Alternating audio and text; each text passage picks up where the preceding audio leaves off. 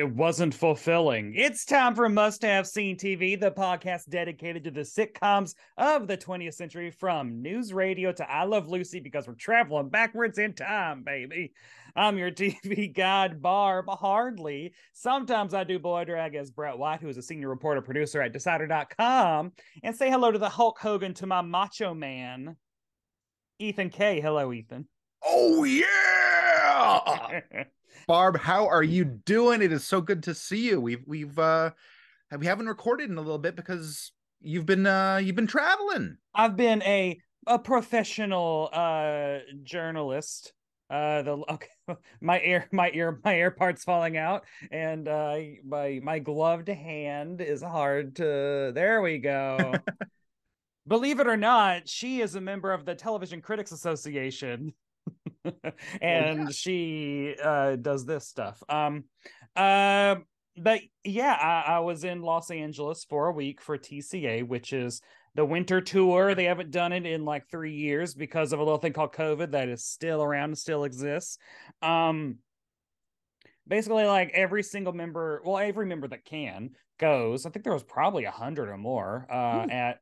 We all go to the Langham, which is a resort in Pasadena. So yes, I did have little old lady from Pasadena stuck in my head for a week.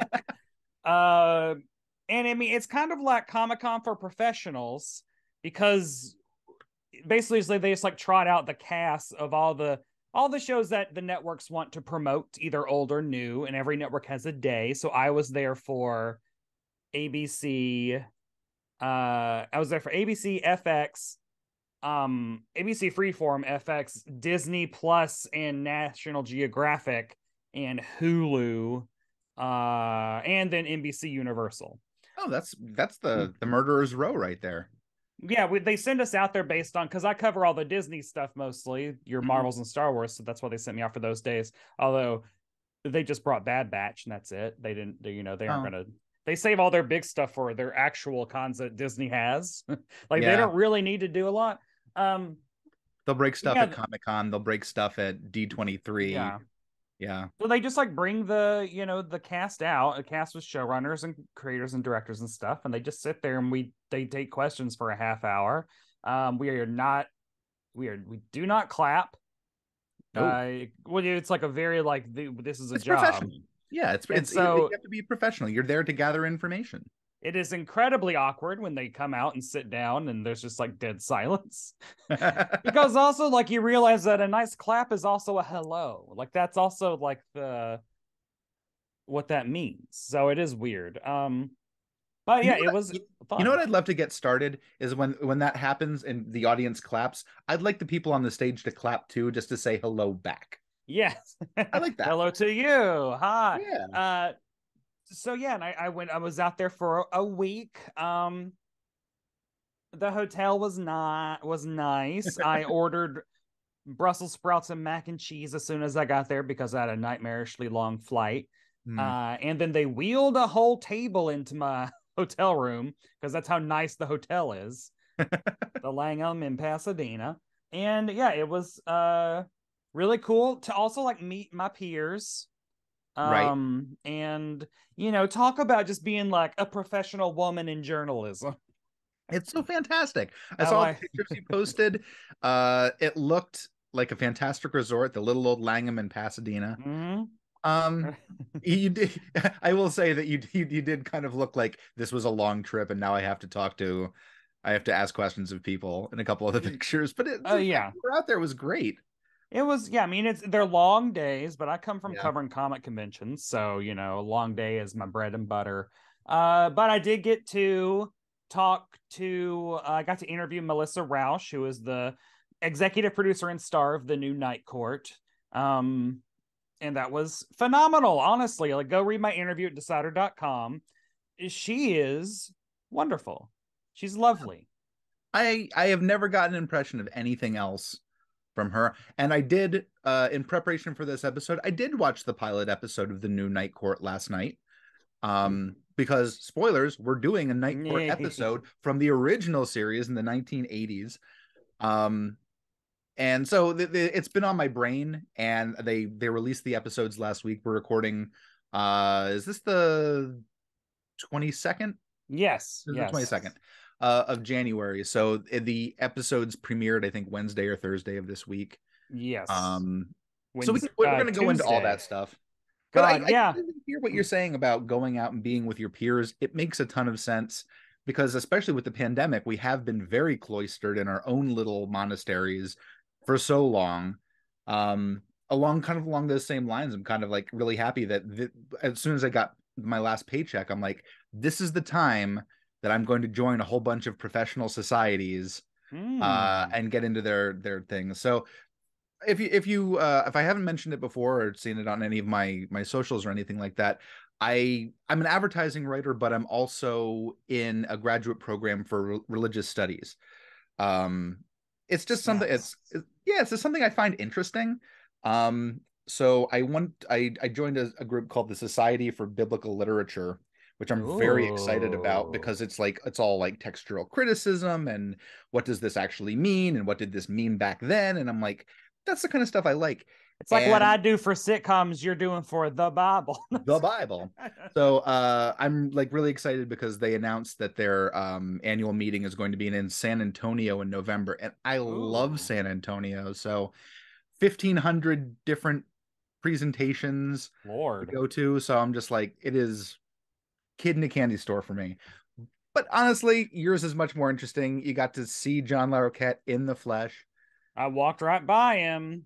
He's very tall. And also Ryan Johnson with a poker face, his Peacock mystery series with Natasha Lyonne is coming out this week. And so he was there. And so I got to see Ryan Johnson in person, which, I mean, of all the men that I would marry on this planet Earth after my husband, Ryan Johnson is, I mean, Sam Neill and then Ryan Johnson, probably.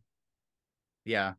Is Robert Wagner on the list but lower Well, because he's he's in his old? 90s. Yeah, Yeah, he's he's old. old. Like that's like now if we're like cherry picking from time travel, if we got a Well, DeLorean, we're hopping in. Then like 1979 Robert Wagner is number one. There's no competition. Well, and then like 93 Sam Neill and now Ryan. Anyway, it was good. I'm a professional and I just talk about having crush on men. Um, don't let but Ryan Johnson find out. he will. I have to talk to him sometime. Damn it. Comments from listeners. We got Woo! one on the Abbott and Costello video on YouTube. Vic Martino left a comment saying that this is one of my favorite episodes from the Abbott and Costello TV series. Actually, I like them all. LOL. And I really enjoyed watching this episode here with Must Have Seen TV. So thanks. Thank you so much That's for fantastic. watching us talk about a 70-year-old episode of television. The thing that cracks me up about that episode was we're like, oh, it's the 13th episode of the series. They must have been doing this for a while. And then after we recorded the episode, I was looking into it just again, and it turned out this was the first episode that aired. So people What a hadn't seen weird Abbott and introduction. Costello. Yeah. So they introduce um uh Joe Besser as Yeah. Stinky. Or he wasn't Stinky in this one. It was Joe Besser as the weird I kid. mean, that So performance was stinky. but they do it in a way that they're like, oh, that kid, he's always Yeah. just he's a weirdo. But this is the first time you actually see him because it's the first episode shown. So that threw me, like, it had to throw people being like, who's this weird man child? It's television. Everyone's used to just back then just turning on and I don't know, whatever this is. It's moving and they're talking. This is great. Yeah. And then on Twitter at Chaotic Rambler just sent us a tweet as, am I the last person to know that Freddie Prinze Jr.'s father was the star of Chico and the Man? Yeah. Well, Which I maybe. would say, yes, you might be. Yeah. I only know because I watched nothing but VH1 growing up, so the Freddie Prinze behind the music was on all the time. Uh I watched a couple. They released, I think, the first season of Chico and the Man on DVD. Mm. I want to say 15 plus years ago, and they might have released more. But I did get it, and I did watch the first couple episodes, and it really is a funny show. Okay, we should do it. I've never Yeah, seen an episode. I don't know if it's streaming anywhere, but Freddie Prinze and Jack Albertson, the jokes are good. Good. And then maybe lastly but not leastly, everyone in the New York area, come see me do drag in person for the first time. Well, I did do a show in October that was a stage reading of a Buffy episode, which I'm not counting as my first show because it was a staged reading. But I am doing drag as part of a drag show in Astoria, Queens at Albatross Bar on February 7th at 8 p.m. So, come see me. I have been, it's all sitcom themed because Barb is a sitcom character. Wait, let me see if I can actually show off today's look, because if you haven't been able to figure it out, I am in drag. Oh my God. I'm standing way far back. Whoa. Go-go boots. Yes. And lots of body. Oh boy. Get in the go-go cage. Yeah. But I mean, I've been coming up with a lot of ideas for numbers. Mhm. Last night on the subway, I realized, I should try to mash up Lotto's, I think her name's Lotto, Big Dick Energy with the Dick Van Dyke Show theme. I'm going to try to mash them up. Let's see if it works. But that's the kind of nonsense that Barb hardly plays with. Yeah, so I've been figuring out my looks and everything. So Big Dick Energy. We listen to that in the car every now and then. Yeah, I mean, it's the She-Hulk song is how I now know it. It's just like it was featured on She-Hulk like twice, and it's great. But I mean, that's I think everything that's going on in our lives. And Well, and what have now you been watching lately? oh my God, oh my God, a lot of screeners for TCA because we have to watch everything. I did watch all of The Traitors on Peacock, which is a new reality competition show that I have a lot of frustrated, complicated feelings about. Everyone seems to love it, and I see some major structural flaws. Is this Traitors with an I? Yeah. Okay. It's not like American Pickers or nothing, but it's a like British game show. It's like The Mole, essentially. Have you played like Werewolf or Mafia? It's that, but in live action with Alan Cumming hosting in a Scottish castle. And instead of werewolves, it's traitors. But I mean, imagine playing werewolf and trying to hunt down the werewolves without actually being able to have any clues as to who's a werewolf. Like, that is my main problem. Oh.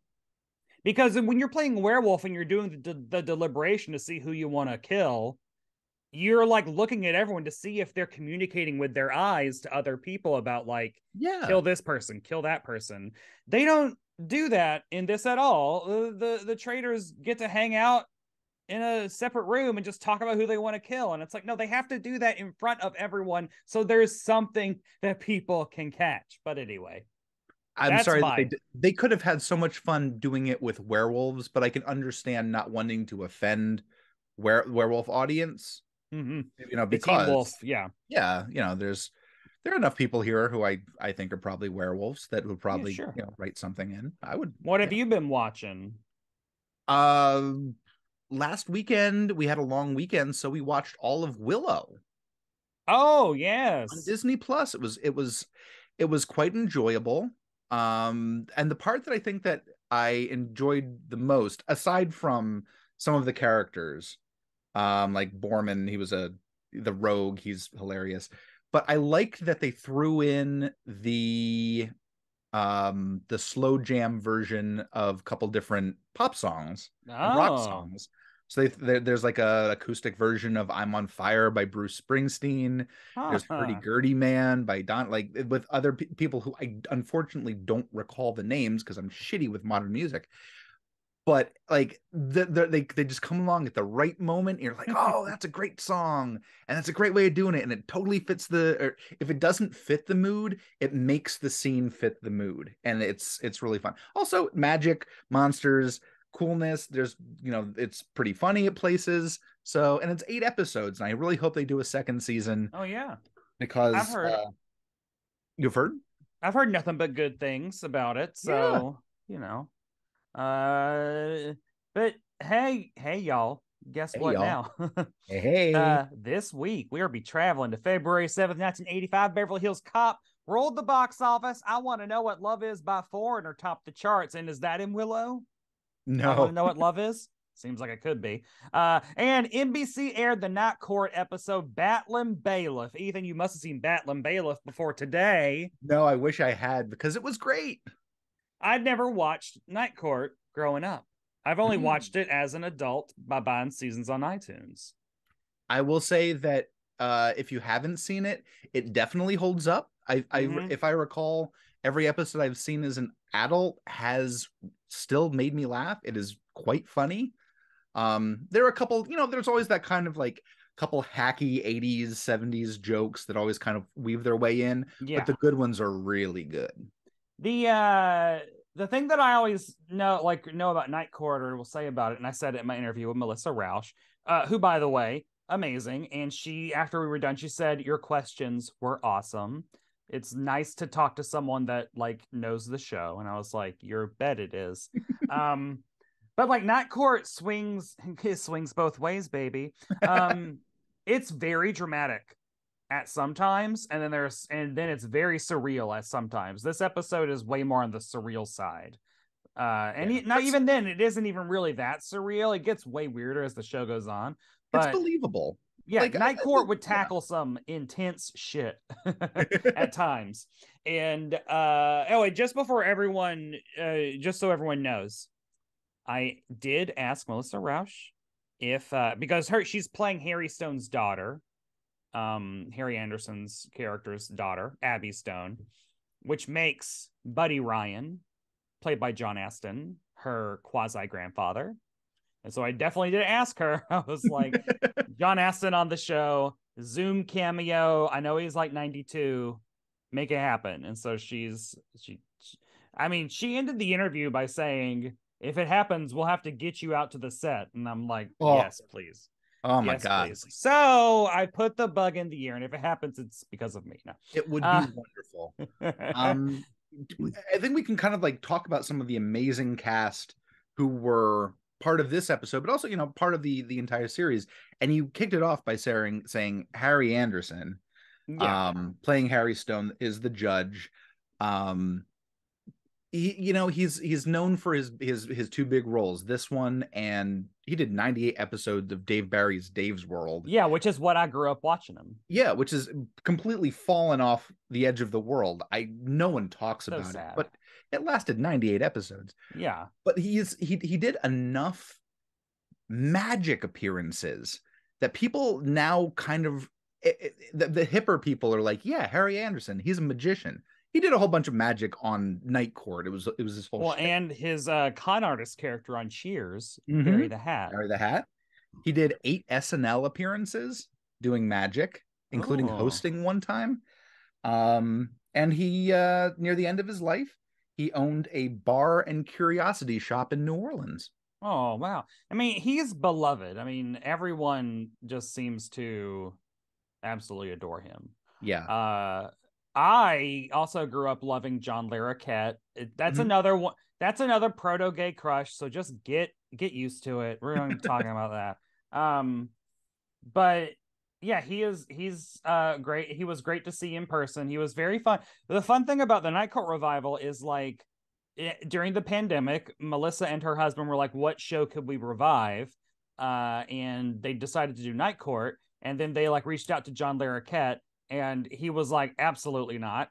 But he was like, "Absolutely not. But what are you doing with the show? I want to know everything about what you're planning." Like, and so she was zooming with him like every day during the pandemic, Ooh. developing the new Night Court. The entire time he's like, "I'm not doing it though." And then he was like, "Are you guys pitching? I'm going to go with you." And so he like helped them pitch the show to networks. But also Melissa Rauch wasn't initially going to star in the show either. But as she was like pitching it and they were developing it and writing the script, she was like, "Oh, I really am envious of the actor we're going to get to play Abby Stone and have all these scenes with John Larroquette. Oh my God." And then she was like, "I guess I'll just do it." And so yeah, then John Larroquette signed on. I think when she signed on. So yeah, it's a fun, and he was hilarious. He was so funny in person, he and is just he is so he is remarkable. I saw him on stage. He did How to Succeed in Business Without Really Trying on Broadway with Daniel Radcliffe. oh John Larroquette won a Tony Award oh for there you it. go. And then he plays the Prosecutor the prosecutor, Dan Fielding, Dan Dan Fielding, Fielding. he won 4 Emmy Awards Yeah. in a row, and then he said, I don't want to be nominated again because it's not fair to everybody else. So Yeah. he stopped doing that.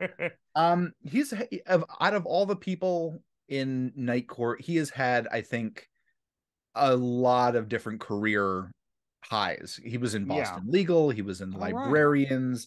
He had the John Larroquette show for a while. Which I feel like I did watch. He's just Yeah. he's just been in television for a long time. And his first role was the narrator in Yeah. Texas Chainsaw Massacre. Yep. He just recently said that he did in exchange for marijuana. What a guy. Love him. What a guy. And then later on, Marky Post comes on next season and becomes like the other third like lead as the defense attorney. The defense attorney. She went on to star in Hearts of Fire with Leslie Jordan and John Ritter. He was the I've been original watching a lot of that. She was the first choice, but she wasn't available. So I forget who the first person was. In season 2, it was Ellen Foley playing the character of Billy Young. Ellen Foley, another person that I've seen live, she's a singer. She performed at the Mark Bolan 40th birthday bash. T-Rex birthday. Which was really cool. She did the song, I'm looking it up real quick, Solid Gold Easy Action. Wow. You've probably heard her, and I'm saying you in the general audience sense. She was the female voice in Meat Loaf's Paradise by the Dashboard Light. Just wild. And while at the time she was dating Mick Jones from The Clash, and the song Should I Stay or Should I Go was written about her and their relationship. Jesus. Yeah, and then she's on Night Court. And then she did a season of Night Court. She did a little bit of acting, but she had a lot of albums, a lot of singing, and I happened to see her in 2017 do a great T-Rex cover. And an amazing show with the people there were, the drummer was Clem Burke from Blondie. Suzanne Vega came out nice. with David Bowie's guitarist. Just a fantastic group of just amazing musicians came out and just did T-Rex songs. And Ellen Foley. Ellen Foley. But yeah, this week on Must Have Seen TV, we'll be talking about the Night Court episode Battling Bailiff. It's the 17th episode of season 2, and it was written by Stu Kreisman and Chris Cluse and directed by Jeff Melman. Here's how Freevee, where it finally is streaming, describes the episode. Bull decides upon a career change when an oily-tongued wrestling promoter, Christopher Weeks, appears in court with one of his wrestlers and offers to make Bull a wrestling star. Ethan, how accurate is that description? 100%. Yeah. It's completely accurate. It's Act 1. We don't get into... Well, so the episode starts with really what the episode is kind of... Like, the episode's about Bull's, like, deferred dreams. And I'm not talking about, like, nocturnal visions. I'm talking about like his dreams as like his aspirations career-wise, because it first opens, they're all in the like mess hall or whatever cafeteria, and they find out that Bull's writing poetry. Bull was probably the most recognizable part of the original series. He is a 6'8" tall actor named Richard Mull. Bald, shaved his head. He had shaved his head for a previous role, and the casting director liked him in that and said, "Will you keep shaving your head for all 9 seasons of Night Court?" But he was a character that was there from the beginning. One of the few, because Night Court had a lot of turnover in the first 2 seasons before they settled on the permanent cast in season 3. I think, well, the other bailiff played by Selma Diamond died after the 2nd season, and she's in this episode. She's really good. A little bit of background on her. She wasn't primarily an actor. She was a writer. She was the Rosemarie's character on Dick Van Dyke Show was based on her. Exactly. She wrote for Sid Caesar for years and years and years. She wrote a ton of stuff on radio. She worked 65 weeks with Groucho Marx, and they became best friends. God. Just like absolute history on this person. I keep digressing because I find this stuff really interesting. Oh yeah, I mean, like, this is, you keep digging. I liken Night Court to news radio in that like it's an ensemble of just people with like wild careers in either, and it's also a great underappreciated show. But So, yeah, well, the episode actually starts with Dan coming in. I skipped this. He comes in because he's desperate and need for like change for a 20. He asks Mac. Mac gives him change for a 20, but Dan doesn't give him the $20. He starts to walk away. He just takes the money. He's trying to get on the ground floor of a condo conversion. He's like trying to find a scheme to get himself out of debt, which I'm assuming maybe he got into debt in a previous episode. Or my guess is he's probably perpetually in debt. Yeah. It's just one of those character things. I don't imagine there's a lot of continuity from episode to the episode. Well, they're not episode to episode, but they definitely had like running themes. Yeah, like him being like involved in shady deals was like definitely part of it. And so also John Larroquette is 38 in this episode. So he is my age in this episode. And he's also like prematurely gray. Which, I mean, underneath this blonde hair, it's gray hair. If you've watched any of the other episodes and you've seen Brett's actual hair. Yeah. Yeah. And also all the 3-piece suits. I really love Dan Fielding. I think he's not my point of view character, but he's my point of view character most likely. I believe in the first episode of the new series, he wears a blue 3-piece suit. I know. I want to do an article I want to interview John Larroquette about his suits, and the wardrobe supervisor. Why can't you just interview the wardrobe supervisor? Well, because I want to talk to John Larroquette. But you'll be making someone's day. Well, I'll be making both of their days. We'll see what happens. It ain't gonna happen. Well, also just in general, every man's outfit in this episode is amazing. I mean, yeah, even Bull's wrestling outfit. But like Harry Anderson's wearing all these amazing like sweater vests and like vintage ties, and there's just like such real thought and care put into what everyone is wearing. Whereas it's just not the case nowadays. It just looks like they all went to H&M and just got a bunch of junk nowadays or whatever. Ooh. But this is nice. This looks very lived in and cool. Bull comes in and he's like, does anyone know what rhymes with perpendicular?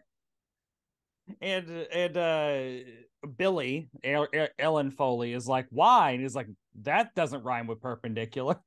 Which I thought was a fun joke. Because he's over in the corner and he's writing poetry. And then does he offer them to read it? Which is like, man, heart on the sleeve. Just hand out the heart. He doesn't know yet. The one he reads is called Forever Damned. Oh, I thought it was Forever Damp. Oh, it might have been Forever Damp. Okay. The words sound very similar when you listen. Yeah, and well, I mean, you can see, honestly, both meanings kind of apply to the poem. It was probably damp because it's about someone in boots trudging through a bunch of very wet mud on a seashore. And it's not a good poem, but it's obviously very from the heart. And he ends it with, the time he missed, the boat of life. Hey, nani, nani. And Mac has gone, he's like had to get up and shove a donut in his mouth to keep from laughing out loud. And then he laughs. I like when he laughs and like Selma's like, Bull leaves and Selma's following Bull, I guess, like, because they're very close. They're both the bailiffs. Yeah. And I like that she turns to Mac and she's like, it was the talking feet that did it. Right? Like, the whole poem is about his feet, like these feet in these boots that are wet and they're complaining.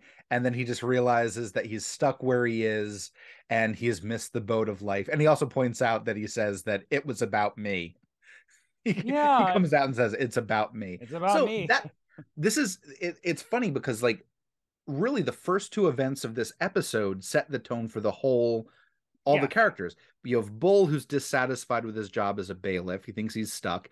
And you have Dan's the subplot where he's trying to get enough money to be part of this condo conversion, and which is something like a way to tie them together too, which is very Seinfeldian. Yeah. And very cool. And this is all before the credits. Yeah. So it's a cold open that actually does carry through the rest of the show, which we've seen doesn't always happen. Does not, no. I love the opening credits. I think that the opening credits, the song, that combination of the song, the font, the stylized like shots, and then just those shots of 1984 New York City. The A Train.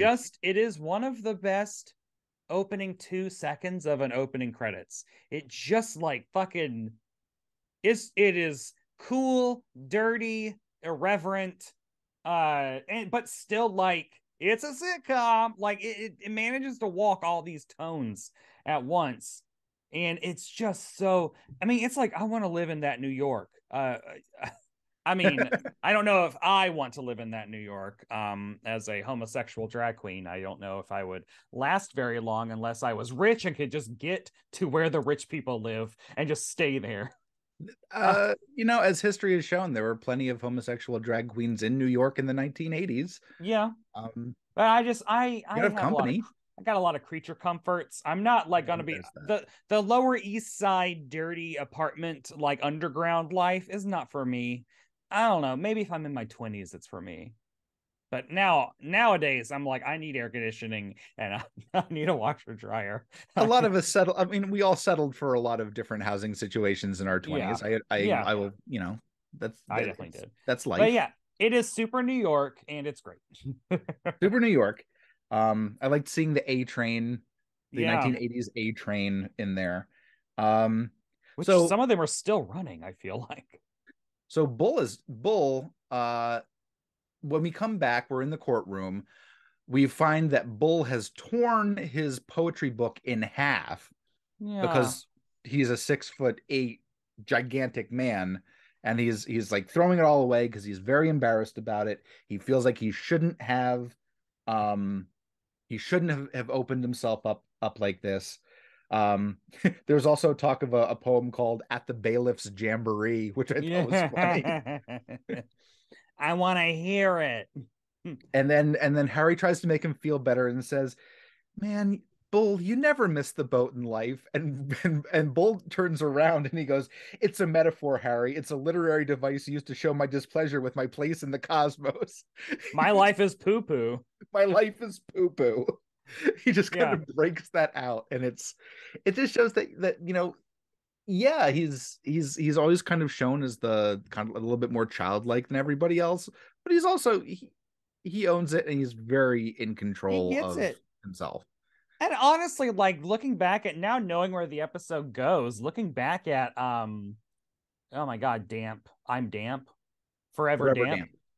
Looking back at the poem, I'm like, actually, it might be kind of a great poem. Like looking back, like knowing, like after seeing his entire arc and like knowing what's actually going on in him internally, and I was like, oh my god, Forever Damp is a good poem. I don't know. Do it at your show in Astoria. Oh, I mean that's the kind of shit that I should be doing. I think maybe I will perform it. A reading from Night Court, season 2, episode 7. Oh yes. I mean, I would have to get in Selma drag because I'm definitely not a bull. I'm definitely not 6'8". He's talking, and he has another really good line, and he points to Harry, and he was talking about people's purpose in life. He says, "Harry, you're a judge. You stand for justice." And he points to Billy, and he says, "You're a public defender. You stand for the common man." And he goes, "I'm a bailiff. I stand like cattle." Yeah. So the jokes are it hits really well, and the jokes are good. I'm already laughing in this show. Oh my, like, so when we get to the first case of the episode in the next scene, it is basically like an old woman, a granny who's a huge wrestling fan, is being brought in because she has assaulted a wrestler because of she was at the show, and it's Lou Ferrigno, and he's wearing he comes in like a trench coat, and then he's like, I'm getting hot, so he takes it off. And he's just wearing a Hulk outfit, basically just purple spandex pants and no shirt no shirt.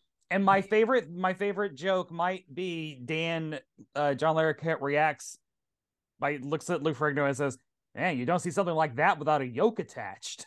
And it's like, God, that is such a good singular weird line. The woman is played by Meg Wild, who is everywhere. She's everywhere. Just like you know who she is, but you know her. A lot of people will know her as she was the keeper in the Star Trek episode The Cage. She had that really big, bulbous head. That's the pilot, isn't it? Is it The Cage? I thought that was. I don't know enough about Star Trek. And I will freely admit that. And we're not gonna learn. But no, I'm she's too just like old. she's like the old woman. Like honestly, if you Yeah. picture old woman from 80s and 90s sitcoms, you might be picturing her. Like Yeah. I was like, oh, I know who this woman is. And so I don't know, but like I honestly was expecting a lot more of Lou Ferrigno. I mean, this is post Hulk. Well, this is like during Hulk. Like the show's over, but the TV movies are starting. Yeah, this Yeah. is, I mean, early 80s, but he's still known as he's not Yeah. only is he known as the Hulk, this is a chance for him to have lines. Yeah. He has got And lines. He's actually and he doesn't acting. really do. He comes out like doesn't. I thought he was going to be a through line in the episode. He's not. He's only in this one scene. He got hit in the face with the chair, and and he points out that it hurt like the Dickens, which I thought was a Yes. fun line. Oh Um, yeah, and then like Bull like has to separate them, and he lifts Lou Ferrigno, which is wild. yeah, he's a big dude. Richard Which Mall. which brings Bull to the attention of the promoter. Um, his name is Jack. The character is played by Jack DeLeon. Who played a homosexual on Barney Miller? I was just about to say that in addition to playing the homosexual in Barney Miller, he was the voice of the Human Torch in the 1960s Fantastic Four My cartoon, God. and was the voice of Kraven the Hunter in the 1980s Spider-Man cartoon. Wow, and they're with the Hulk. Yeah, pretty wild, that's, huh? Pretty cool. that's Like, nuts. Yeah.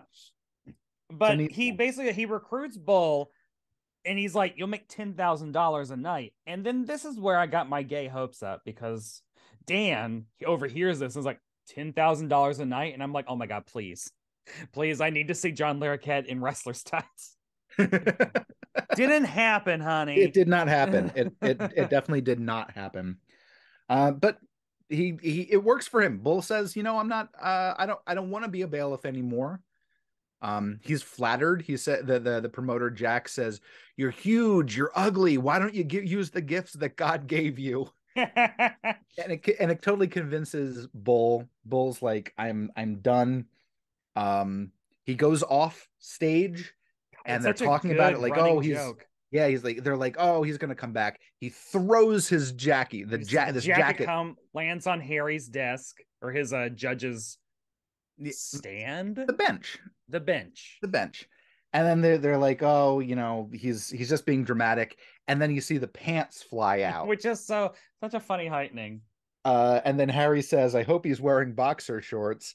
You hear a scream in the hall, and then John Larroquette just goes, Reefs. It's like that's such a good it's an example of how good the ensemble is and just like how good Yeah. that they've like figured out pacing and rhythm and honestly figuring that out in season 2 and honestly figuring it out when you're on your I think this is their third defense attorney because there was one in the pilot who immediately left and there was the one who was in season 1. Now there's the one like and then they're on their like second clerk already like but the fact that they still found a rhythm and know the voice of the show is really cool. The public defender in the first season was meant to be a romantic foil for Harry Anderson. She left after I think 10 episodes, but she was still in the credits for the rest of the season. They replaced her with Ellen Foley. They tried to kind of get that thing going again, but it was more of a friendly, familiar relationship, so they didn't push it. And then Marky Post came in season 3. Ellen Foley, I like Billy. I like the character. She just has such a broad energy. She's not a romantic lead. She would not be a typical romantic sitcom lead. No, I don't. Because I would agree. She's a little bit goofy. and not like a respectable goofy. Like she's just kind of a goofball. And I want to point out, like, so we're not being ambiguous here. Everyone in this series is great. Everyone in this episode is great. The minor characters who have one line are great. Everybody's great in this.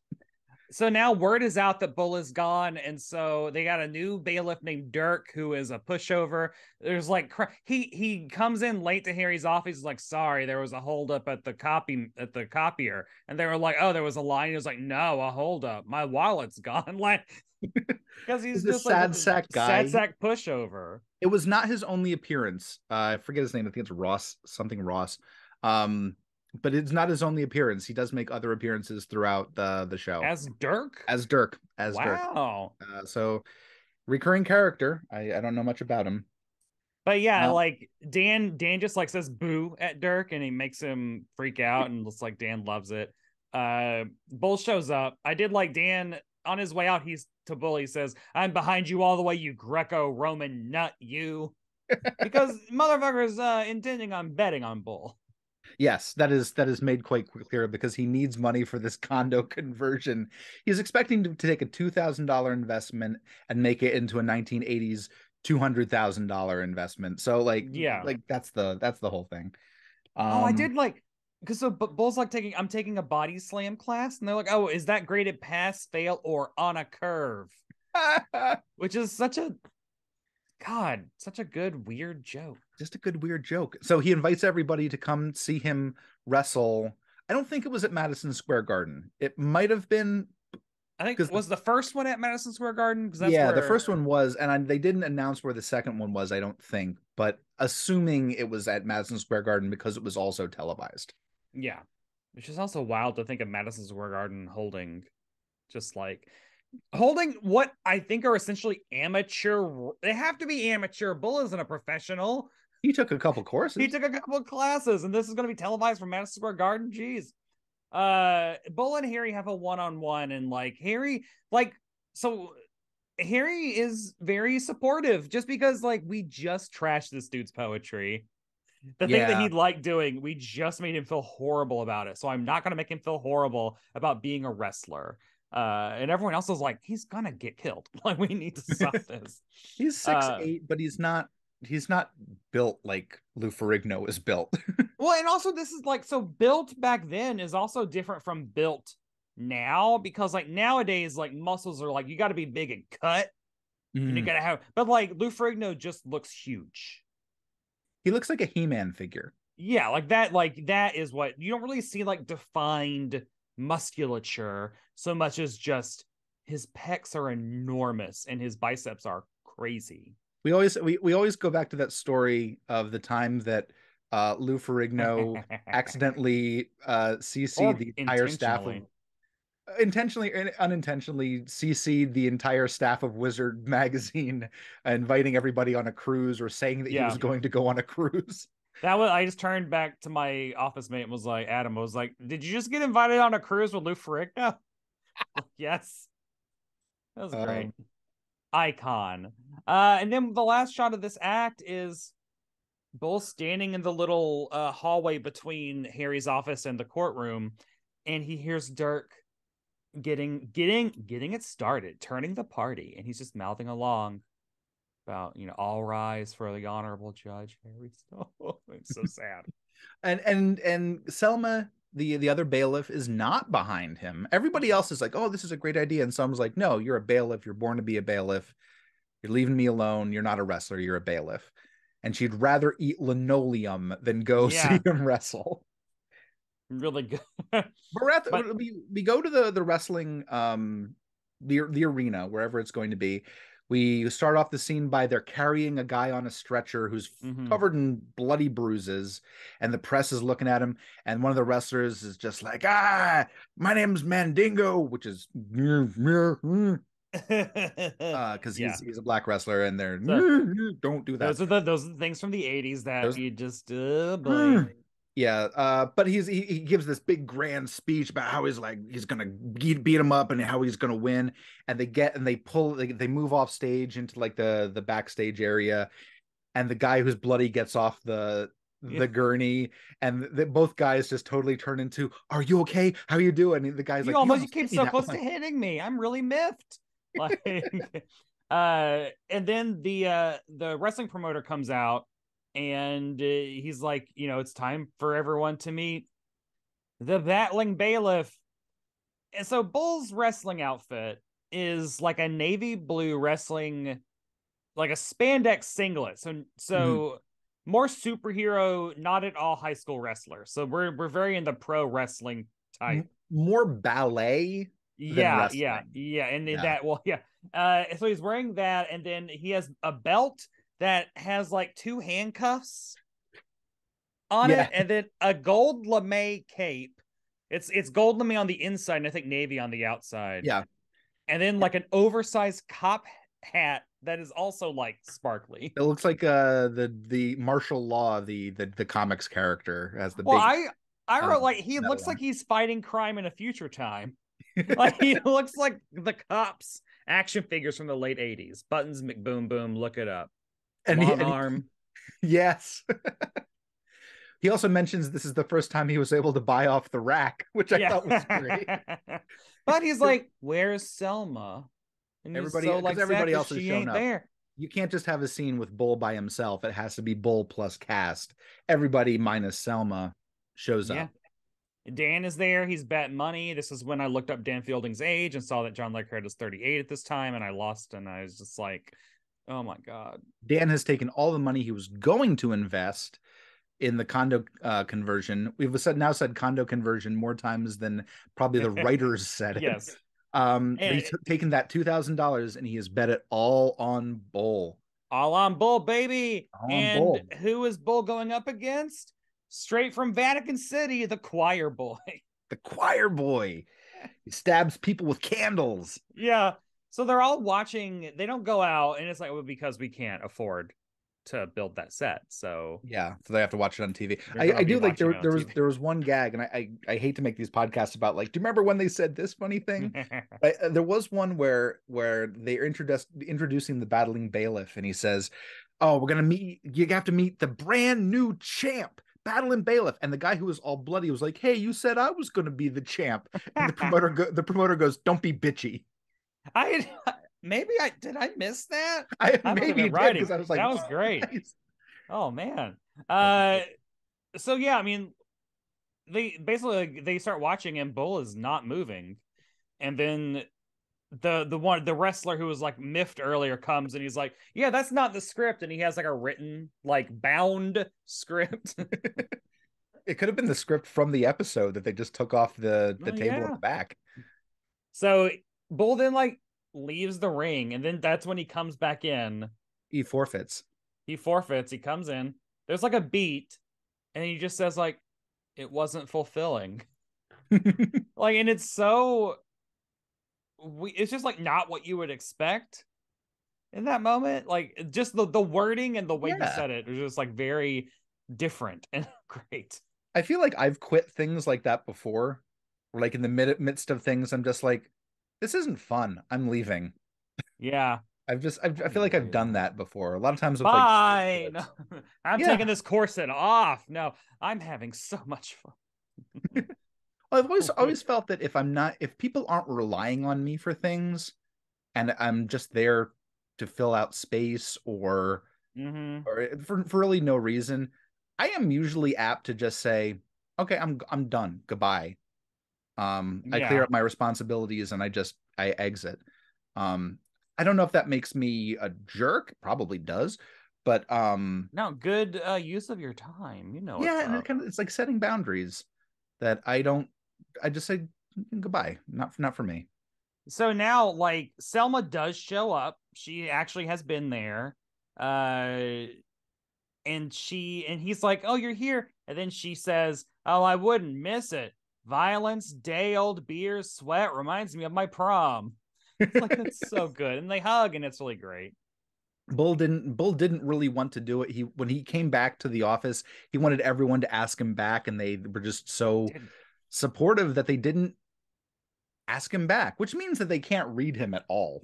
Yeah. I mean, to be fair, getting a face-to-face look at him is very hard.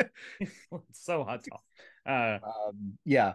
So they're like, we're gonna go out to dinner, and wasn't Harry's like, Bull, aren't you gonna change? And he's like, we aren't going anywhere fancy, are we? No, okay.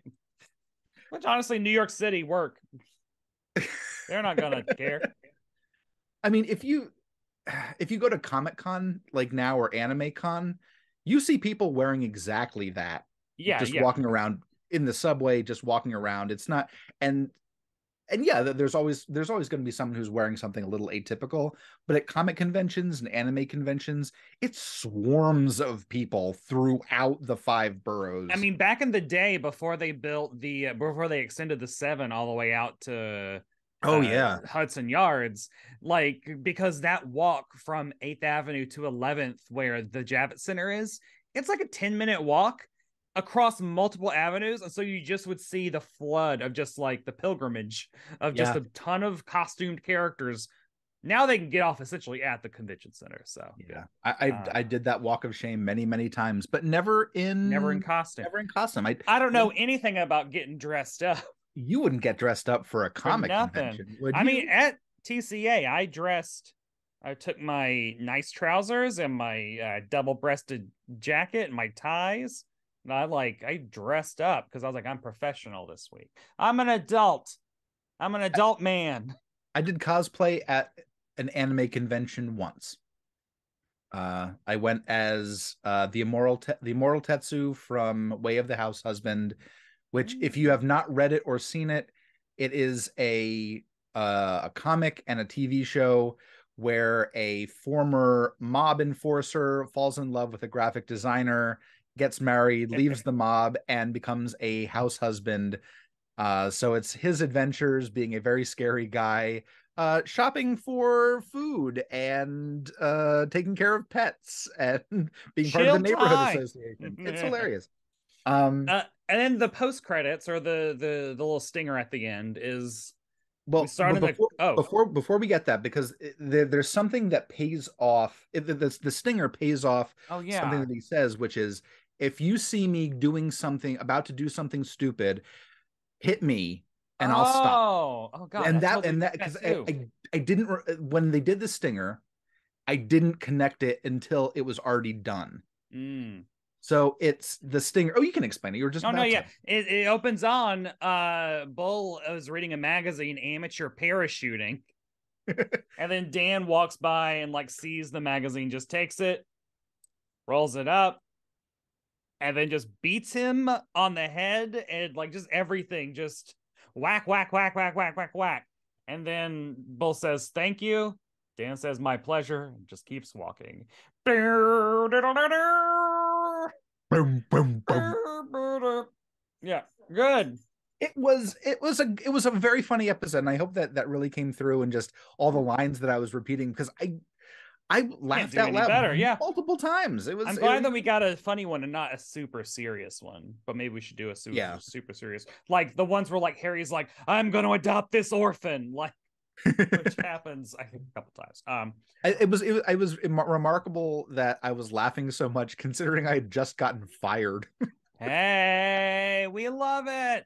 Uh, Honestly, you got to turn to sitcoms in moments of pain, which is what I talked to Melissa Rush about. Also, I think that I don't want to say too much about the new Night Court, because you are kind of invested in it as reporting on it, and B, they are still getting their footing. I think they do need to find their rhythm. After just watching the pilot, I think the rhythm needs a little bit of work, but it could get there. yeah, I think it's a very good cast. It is a great premise. I think that Melissa Rauch is great and John Larroquette is great. I like Lakrita, who plays Gergs, the new bailiff. But they just like it has. They have to just Night Court's all about the ensemble and just got to just like get Yeah. those reps in, get that work in. I've seen a lot of the first season, and they do a good job of pairing off different pairs of people. So it's very clear they are trying like seeing who has the what with the who, and just it's really cool. I don't know. You know I what's like sad about today is that Night Court went through different casts in the first three seasons. yeah. Mac was a replacement. Selma had to leave. They went through Well, different both their first two bailiffs both died while cast on the show so because Flo comes on after Selma and then dies. Or is Flo how in season one? I don't know. how in today's sitcom TV climate would they allow a sitcom that many seasons to really get its footing, to Never become ever. something stellar, like Marky Post seasons of Night Court. Yeah. That it's the sad thing about modern television in general is you don't even see the kind of cast shakeups that you used to see, really. Like, people aren't even added to cast.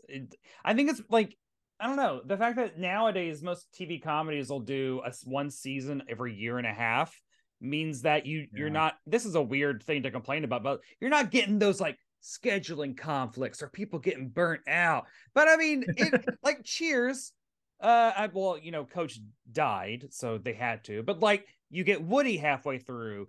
Shelley Long leaves. You get Kirstie Alley, R.I.P. Yeah. You add BB Newirth to the opening credits. But like nowadays, people like the shows don't last long enough to really do that. And it's so don't. Sad. Sitcoms don't.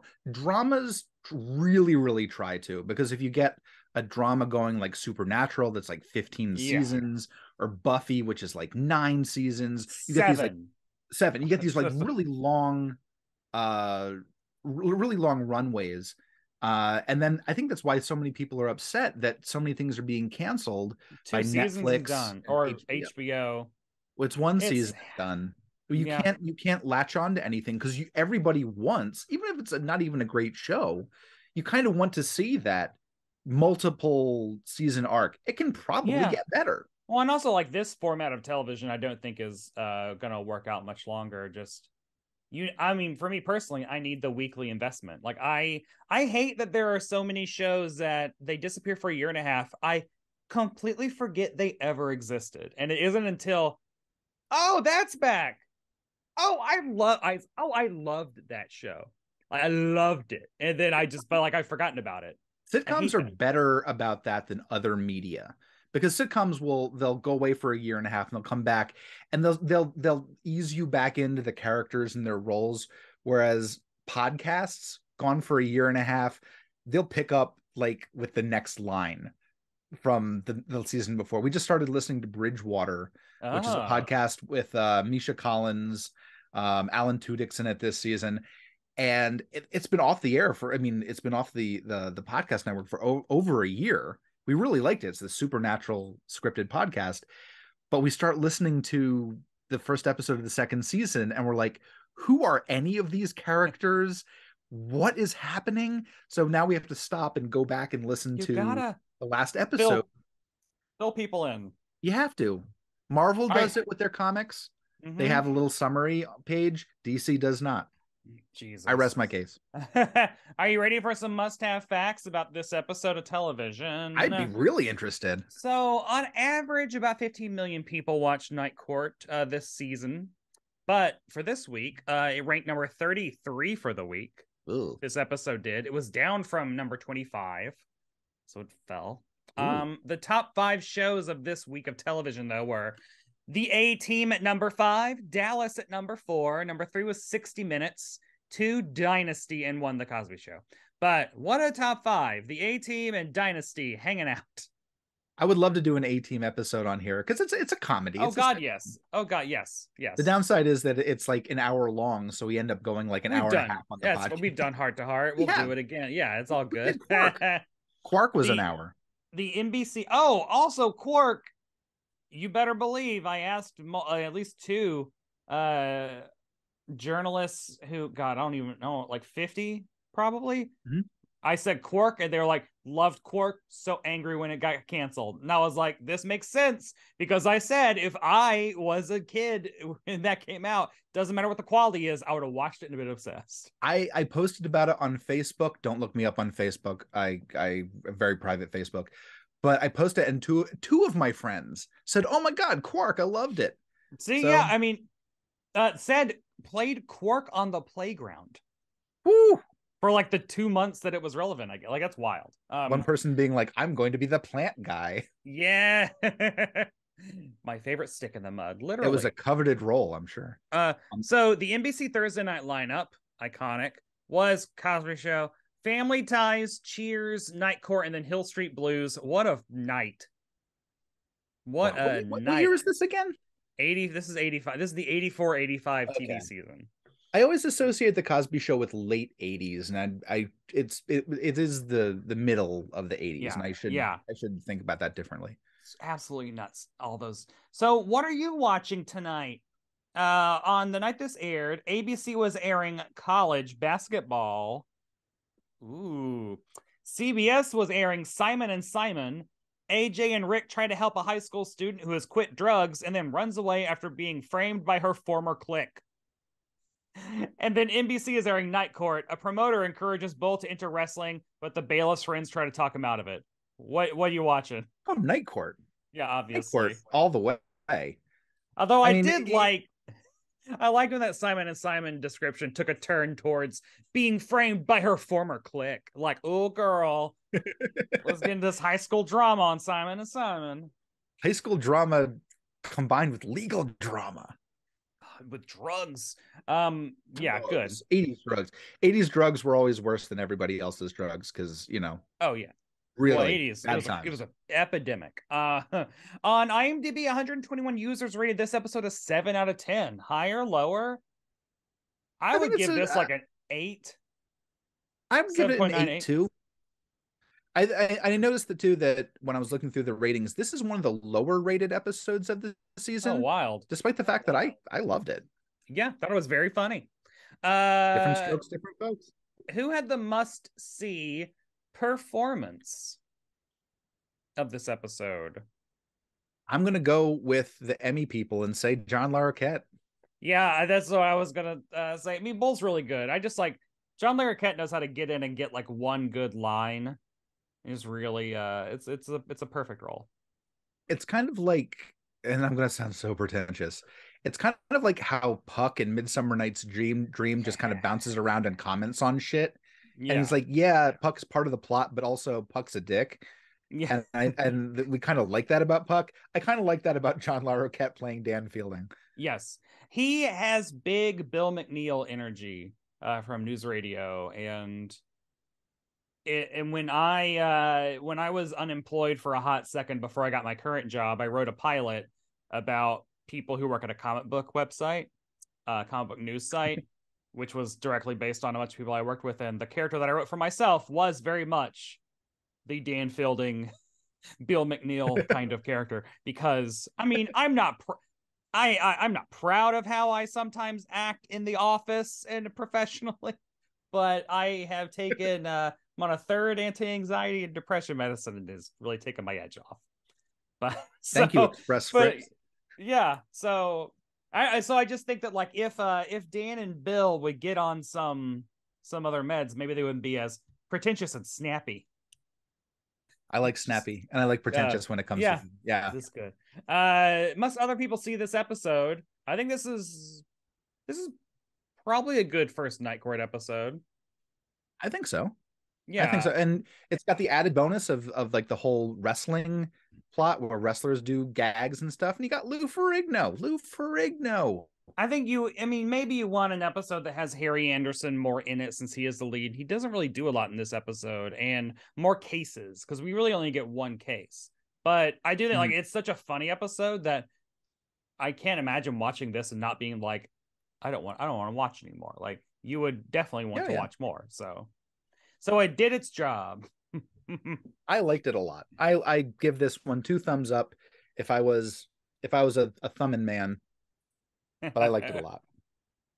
Someone introduced me to a thumbing man, please. That was too far. But hey, drag queens, we push it too far. Anything else before we have to say goodbye? I'm gonna say thanks for everything. I'm glad we're back doing this. Quark got people talking, which is fantastic, and glad you're back and made it back safely. Yeah. And again, still waiting for any Family Affair super fans to tell us one episode with one good joke. You tell us, we'll watch it. And if we are wrong, if Family Affair is actually funny, we will not do nothing. We'll just keep living our lives. I will talk about it. Look, I'm a good enough person. I will eat crow when I'm wrong about Family Affair. Prove me wrong. I want to be Prove me proven wrong. wrong. Prove me wrong. I like laughing. Look at me. I'm a clown. Honestly. But yeah, everybody, thank y'all for listening. Please follow the podcast on Instagram at Must Have Seen TV. You can leave reviews in iTunes, which is still waiting for. Honestly, if you leave a review and recommend a thing for us to watch, we'll do it.